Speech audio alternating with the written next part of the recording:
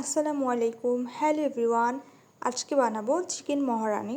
তো চলুন রেসিপিটা শুরু করা যাক। প্রথমে আমি আদা, রসুন, পেঁয়াজ এবং কিছু বাদাম ব্লেন্ড করে নিচ্ছি। এরপর আমি মাংসগুলোকে ভেজে নিচ্ছি। তারপর একটা কড়াইতে আমি দিয়ে দিচ্ছি পরিমাণ মতো তেল। এরপর দিয়ে দিচ্ছি 2 টেবিল চামচ ঘি এবং দিয়ে দিচ্ছি পেঁয়াজ।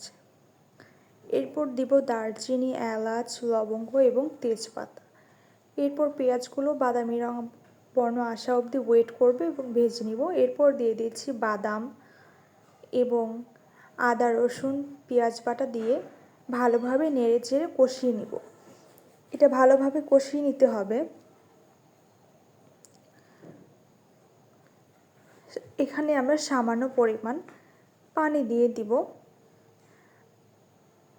আর এখানে অ্যাড করব লবণ এবং মরিচের গুঁড়া। আজকে কোনো হলুদ দিচ্ছি না, যেহেতু এটা চিকেন মহারানি, এখানে কোনো হলুদ ইউজ করতে হবে না।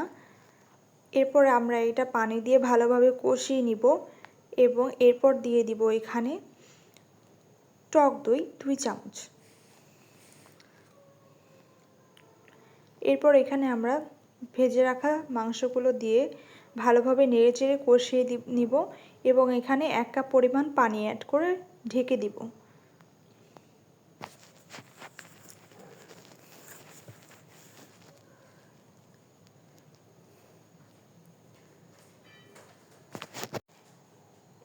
এখন আমাদের মাংস রান্না হয়ে গেছে। দেখতেই পাচ্ছেন খুব সহজ একটা রেসিপি চিকেন মহারানি। আপনারা যারা এখনও ট্রাই করেননি বাসায় অবশ্যই রেসিপিটা ট্রাই করবেন। আল্লাহ হাফেজ।